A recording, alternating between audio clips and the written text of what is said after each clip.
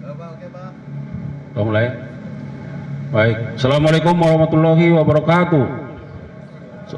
Selamat malam, salam sejahtera untuk kita sekalian. Salam, Om Swastiastu, Namo Buddhaya, salam kebajikan, salam bahagia, dan salam sehat serta salam rahayu untuk kita semua.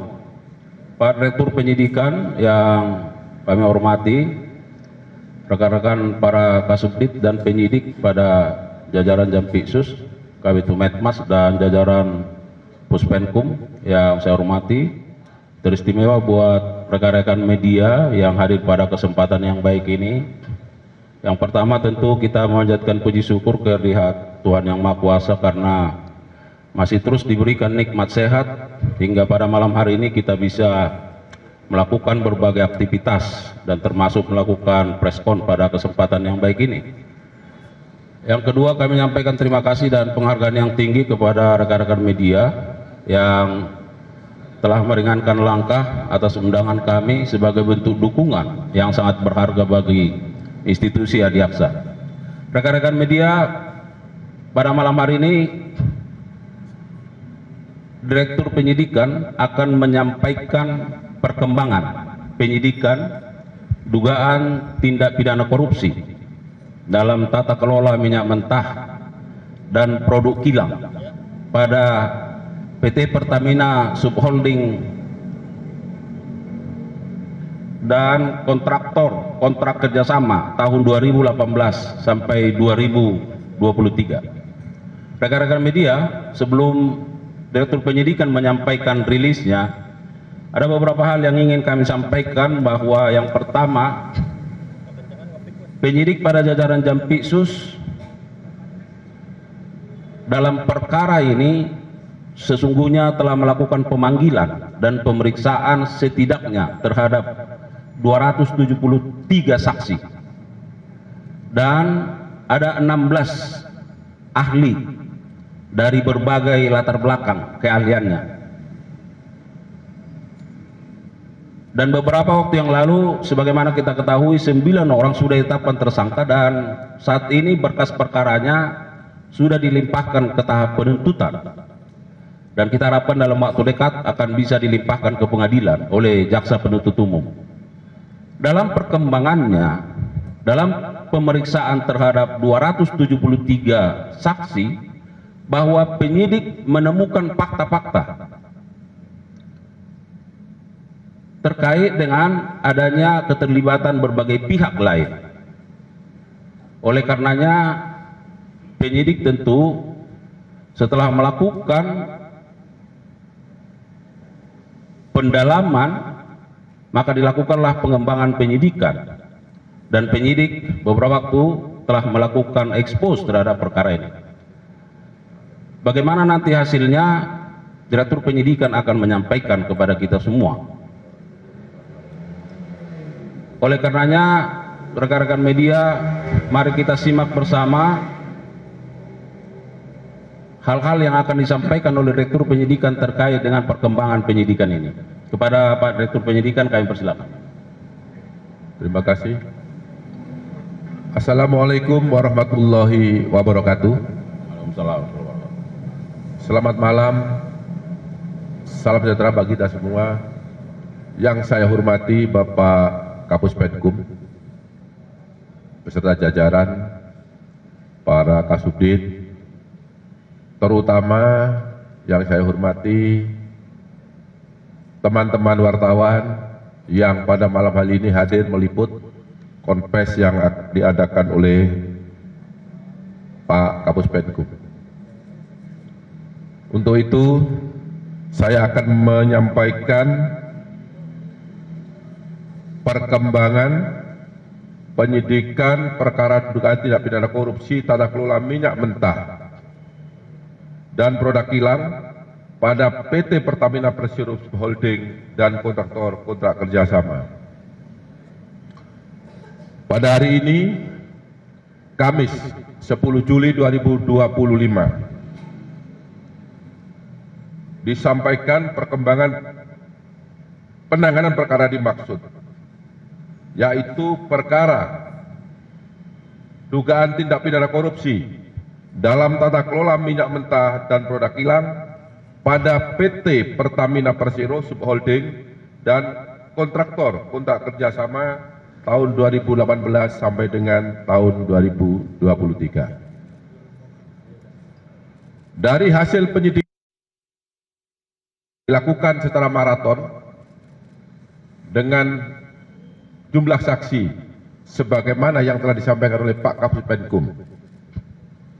Tim penyidik menyimpulkan telah diperoleh alat bukti yang cukup untuk menetapkan sebanyak 9 tersangka. Adapun ke-9 tersangka tersebut dapat saya sampaikan sebagai berikut. Yang pertama, tersangka AN selaku Vice President Suplai dan Distribusi Kantor Pusat PT Pertamina tahun 2011 sampai dengan tahun 2015. Yang kedua, tersangka HB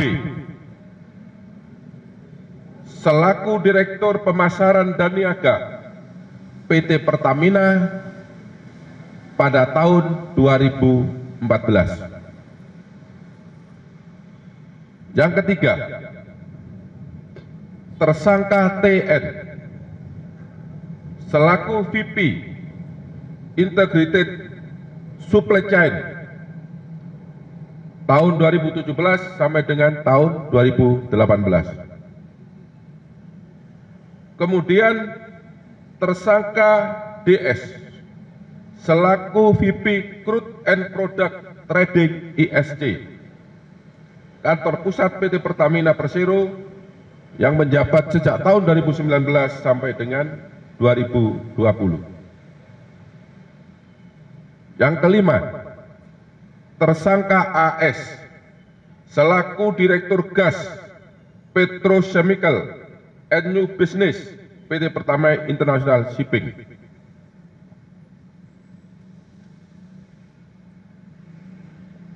Kemudian yang keenam, tersangka HW selaku mantan SVP Integrated Supply Chain tahun 2018 sampai dengan tahun 2020. Kemudian yang ketujuh, tersangka MH selaku Business Development Manager PT Trafigura yang menjabat tahun 2019 sampai dengan tahun 2021. Kedelapan, tersangka IP selaku Business Development Manager PT Mahameru Kencana Abadi. Kesembilan, tersangka MRC selaku Beneficial Owner PT Tangki Merak dan PT Orbit Terminal Merak. Untuk para pejabat di PT Pertamina, sebagaimana yang saya sebutkan tadi, karena yang bersangkutan beberapa kali menjabat di tempat yang berbeda, maka tidak saya sebutkan jabatannya satu persatu. Bahwa masing-masing tersangka tersebut telah melakukan berbagai penyimpangan yang merupakan perbuatan melawan hukum dan tata kelola minyak yang mengakibatkan kerugian negara maupun kerugian perekonomian negara. Adapun penyimpangan tersebut dapat disampaikan sebagai berikut. Yang pertama, penyimpangan dalam perencanaan dan pengadaan ekspor minyak mentah. 2. Penyimpangan dalam perencanaan dan pengadaan impor minyak mentah. 3. Penyimpangan dalam perencanaan dan pengadaan impor BBM. 4. Penyimpangan dalam pengadaan sewa kapal. 5. Penyimpangan dalam pengadaan sewa terminal BBM PT OTM. 6. penyimpangan dalam proses pemberian kompensasi produk pertalit. Ketujuh, penyimpangan dalam penjualan solar non-subsidi kepada pihak swasta dan pihak BUMN yang dijual dengan harga di bawah harga dasar. Adapun peran masing-masing tersangka dalam melakukan perbuatan melawan hukum yang mengakibatkan kerugian keuangan negara dan kerugian perekonomian negara dapat disampaikan sebagai berikut.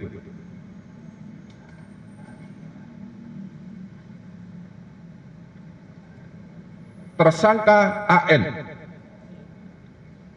memiliki beberapa peran, yaitu melakukan proses penyewaan OTM secara melawan hukum dengan menghilangkan hak kepemilikan Pertamina dan harga yang tinggi di dalam kontrak pengadaan. Bersama dengan tersangka HB melakukan proses penunjukan langsung kerjasama sewa TBB Merak secara melawan hukum. Melakukan negosiasi harga sewa dengan mengakomodir nilai sewa yang mahal, yaitu sebesar 6,5 USD per kiloliter dengan menghilangkan skema pemilikan aset PT OTM. Selanjutnya, melakukan proses penjualan solar di bawah harga dasar secara melawan hukum kepada pihak BUMN dan pihak swasta.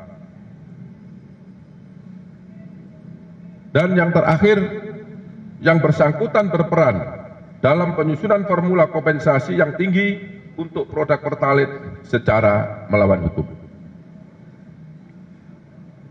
Tersangka HB bersama dengan tersangka AN mengakomodir penawaran dan melakukan proses penunjukan langsung kerjasama TBB Merak secara melawan hukum yang seharusnya dilakukan dengan cara pelelangan.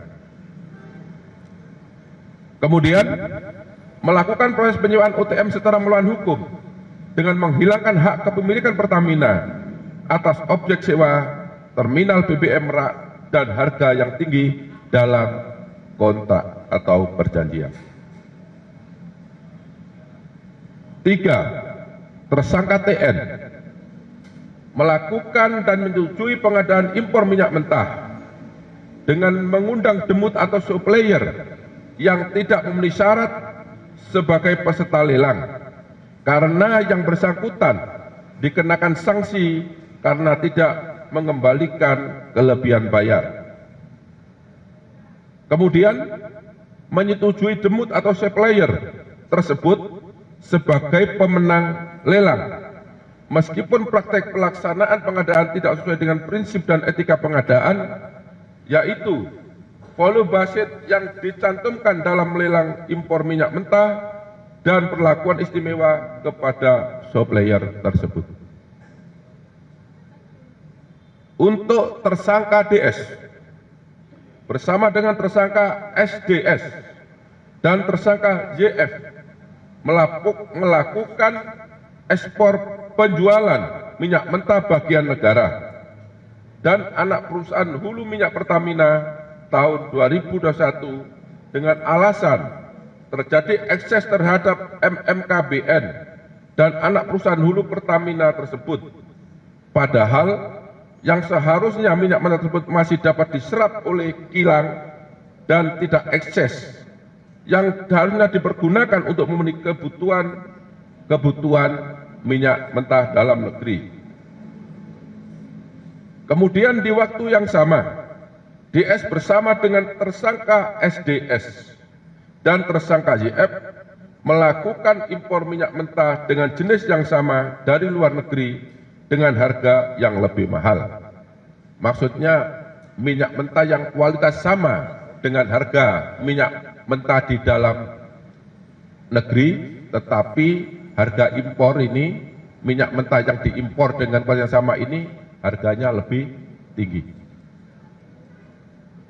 Untuk tersangka AS bersama-sama dengan tersangka SDS dan tersangka DW bersepakat menambah dan menaikkan nilai sewa kapal sebesar 13%. Dari nilai sewa kapal Olimpik Luna dari Afrika ke Indonesia dengan maksud agar harga pengadaan sewa kapal bisa di-markup menjadi 5 juta US dollar Amerika yang seharusnya berdasarkan harga publikasi atau harga HPS hanya sebesar 3.765.712 US dollar Amerika.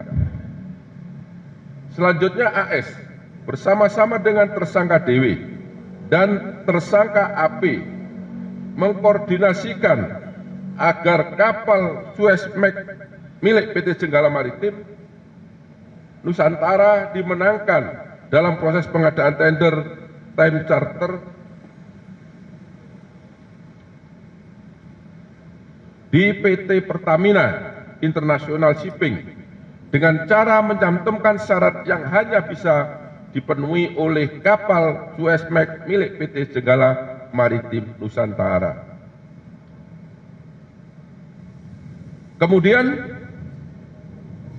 tersangka HW melakukan kesepakatan dengan tersangka MH dan tersangka EC untuk melakukan penunjukan langsung kepada Trafigura Asia Trading sebagai penyedia dalam pengadaan produk gasolin untuk kebutuhan semester pertama tahun 2021. Padahal seharusnya pengadaan tersebut dilakukan melalui proses lelang khusus di mana semua mitra atau demut diundang untuk mengikuti tender atau lelang. Tetapi dalam kenyataannya, Trafigura Asia Trading tidak terdaftar sebagai mitra atau demut Pertamina yang seharusnya tidak dapat mengikuti pengadaan atau lelang. Kemudian HW menyetujui dan menandatangani kontrak penjualan solar kepada pihak swasta yang diketahui bahwa harga dalam kontrak tersebut di bawah harga dasar.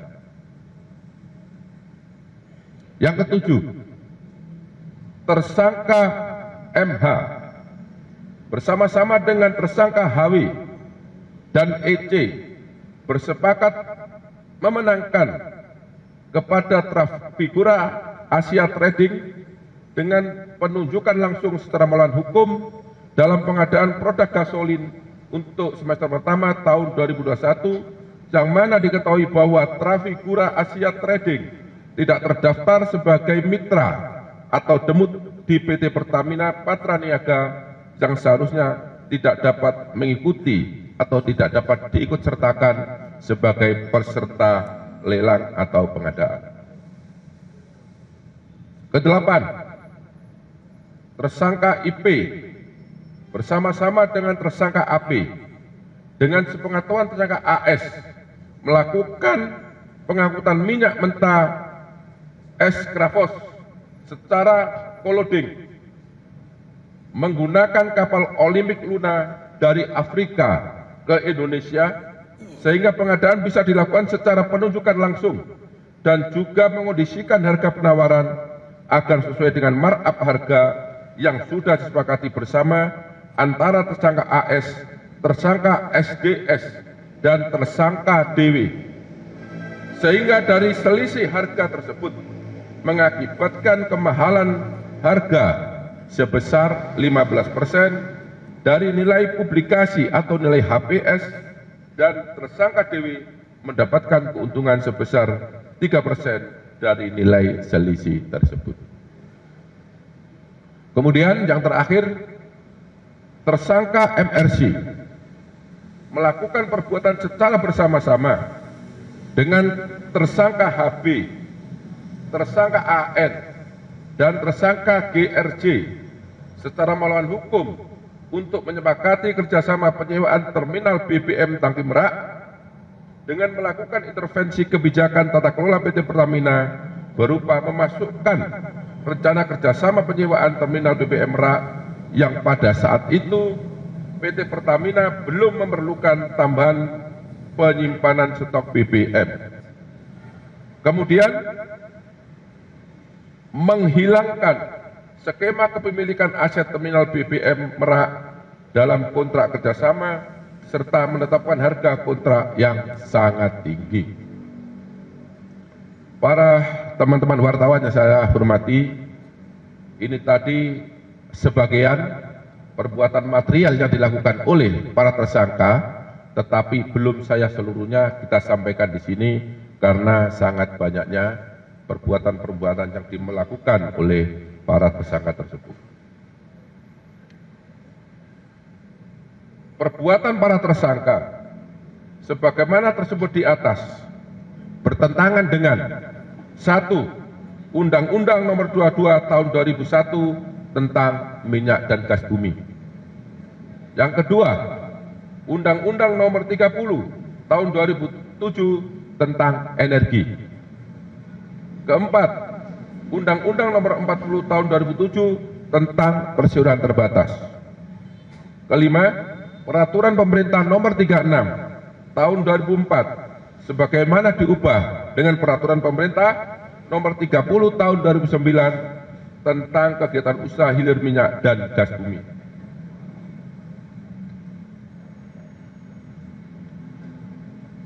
Yang kelima, Permen BUMN Nomor 01/MBU/2011 sebagaimana diubah melalui Permen BUMN Nomor 09/MBU/2012 tentang penerapan tata kelola perusahaan yang baik pada BUMN. Ini tidak saya bacakan semua karena ini ada 15 aturan yang dilanggar. Nanti pada saatnya dalam persidangan di pengadilan, teman-teman wartawan bisa melihat dan menyaksikan secara langsung aturan apa saja yang dilanggar oleh para tersangka. Perbuatan para tersangka melanggar pasal 2 ayat 1 atau pasal 3 junto pasal 18 Undang-Undang 31 tahun 1999 sebagaimana diubah dengan Undang-Undang Nomor 20 tahun 2001 tentang pemberantasan tindak pidana korupsi sebagaimana diubah dalam tentang perubahan pasal Undang-Undang 31 tahun 1999 junto pasal 55 ayat 1 ke 1 Kitab Undang-Undang Hukum Pidana.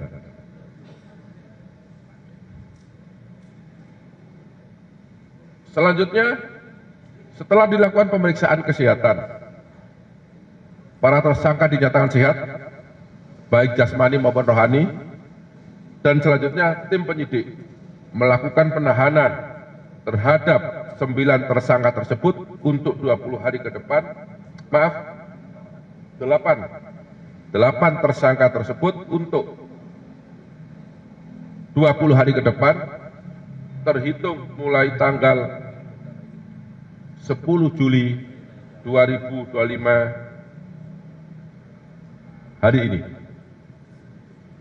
Berdasarkan surat perintah penahanan nomor 41 tahun 2025, nomor 42 tahun 2025, kemudian untuk tersangka TN nomor 37 tahun 2025, untuk tersangka DS berdasarkan surat perintah nomor 36 tahun 2025, untuk tersangka AS berdasarkan sprint nomor 40 tahun 2025, kemudian untuk tersangka HW berdasarkan surat perintah nomor 35 tahun 2025, kemudian untuk tersangka MH berdasarkan surat perintah nomor 38 tahun 2025, dan yang terakhir untuk tersangka IP berdasarkan surat perintah nomor 39 tahun 2025. Demikian yang dapat saya sampaikan. Apabila ada kata-kata yang kurang jelas, ada kata-kata yang kurang dipahami dan dimengerti, saya mohon maaf. Dan saya akhiri, wabillahi taufiq wal hidayah. Wassalamualaikum warahmatullahi wabarakatuh. Waalaikumsalam warahmatullahi wabarakatuh. Baik, rekan-rekan media, bahwa perlu kami tegaskan melihat karakter dari perkara ini cakupannya begitu luas, ya, dalam tempus yang cukup panjang. Namun penyidik pada jajaran Jampitsus terus melakukan penggalian, pengkajian dan pendalaman, pengembangan dalam rangka bagaimana menuntaskan terhadap penanganan perkara ini, ya. Dan sebagaimana kita ketahui, tentu penetapan terhadap 9 tersangka dan penahanan terhadap 8 tersangka pada malam hari ini sebagai bukti bahwa kami terus berkomitmen bagaimana menuntaskan penanganan perkara ini berdasarkan fakta-fakta hukum yang diperoleh. Saya kira itu tambahannya. Kalau ada beberapa, sebenarnya ini sudah lengkap saya pikir, ya, tapi satu, iya, suaranya, ya kan, 1-2 pertanyaan silakan, ya.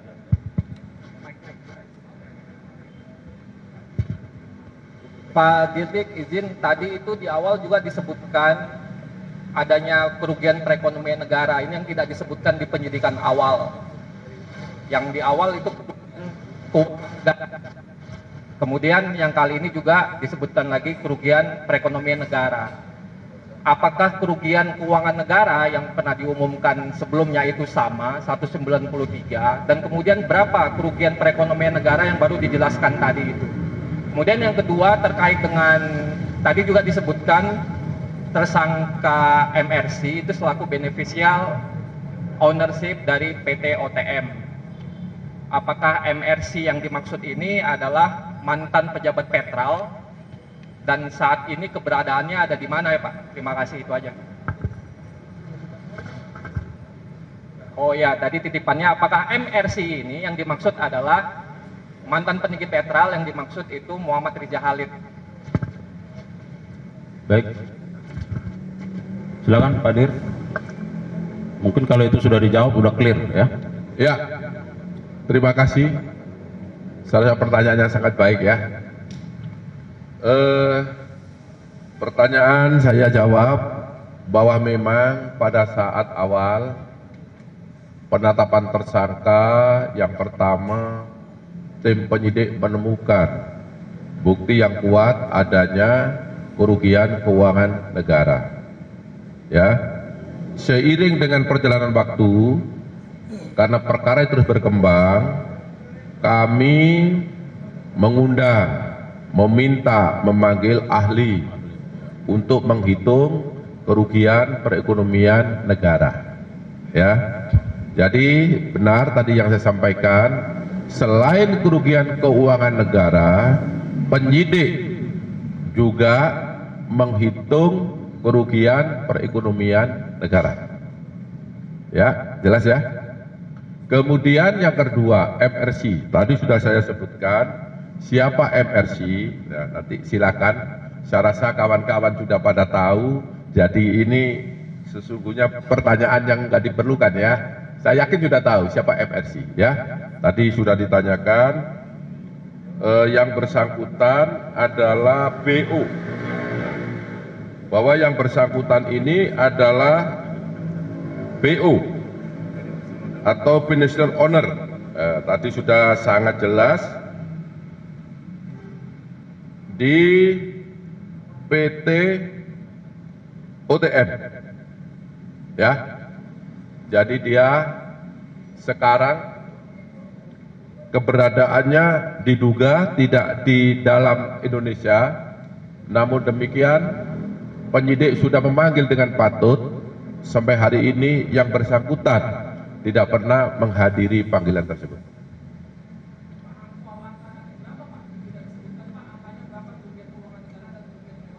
Ya, bahwa kerugian perekonomian negara dan keuangan negara berdasarkan hasil penghitungan yang sudah pasti dan nyata jumlahnya, ya, itu totalnya 285 triliun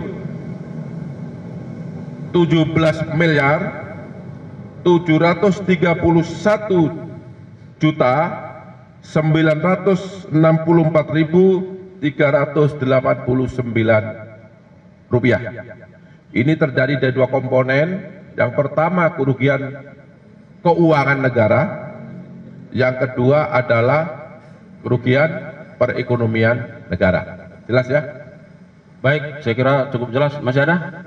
Tadi udah bertanya, ini titip ini, ada lagi, silakan. Izin bertanya, kan tadi menyambung sebenarnya. Tadi kan Pak Kohar menyebutkan bahwa si Riza Khalid ini diduga keberadaannya itu ada di luar negeri. Lantas upaya hukum apa yang dilakukan Kejagung? Apakah akan menerbitkan red notice kah terhadap yang bersangkutan? Mengingatkan sudah dipanggil berapa kali tapi tidak memenuhi panggilan. Terus yang kedua, tadi kan disebutkan bahwa PT Orbit Terminal Merak ini mendapatkan keuntungan dari perjanjian skema dengan Pertamina dengan penyewaan lahan yang seharusnya tidak dilakukan. Nah itu berapa nilai keuntungan yang diterima oleh PT Orbit Terminal Merak dari kerjasama yang telah dilakukan ini? Ya, jawab ya. Penyidik sudah melakukan langkah-langkah, melakukan koordinasi. Yang pertama, pada awalnya para calon tersangka ini sudah dilakukan cekal. Kita waktu itu belum tahu di mana semua para tersangka ini. Ini sebagai langkah supaya calon tersangka, karena apa saya sebut calon tersangka? Penyidik sudah punya alat bukti tapi belum dideklar.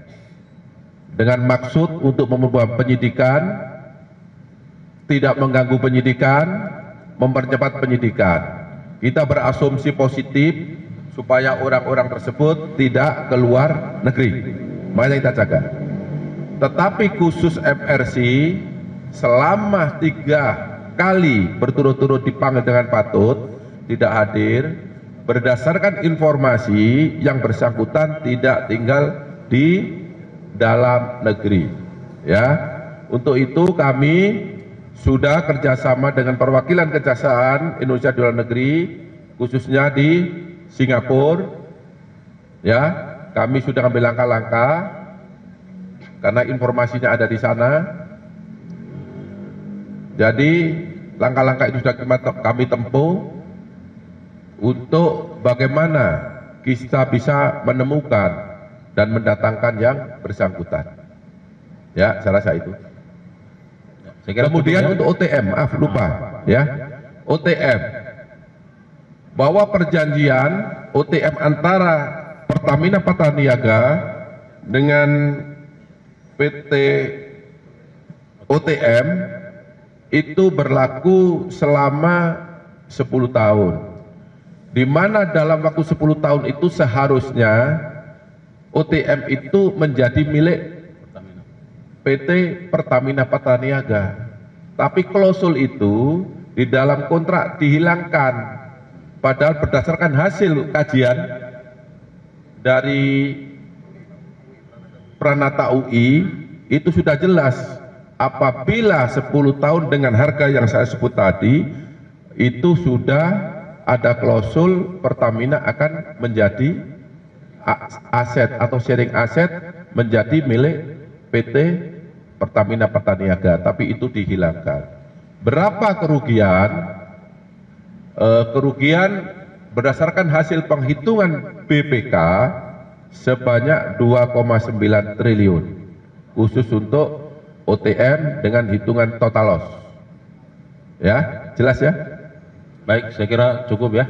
Karena memang bahwa penyidikan ini masih terus berlangsung, maka tentu kita memberikan waktu dan ruang kepada penyidik dalam rangka mengumpulkan bukti-bukti untuk semakin membuat terang dari tindak pidana yang sedang ditangani. Saya kira demikian. Terima kasih yang setulus-tulusnya kepada media yang terus memberikan dukungan kepada institusi Daksa yang terus bergerak ke arah yang lebih baik. Mohon maaf kalau ada kekurangan. Billahi taufiq wal hidayah. Wassalamualaikum warahmatullahi wabarakatuh.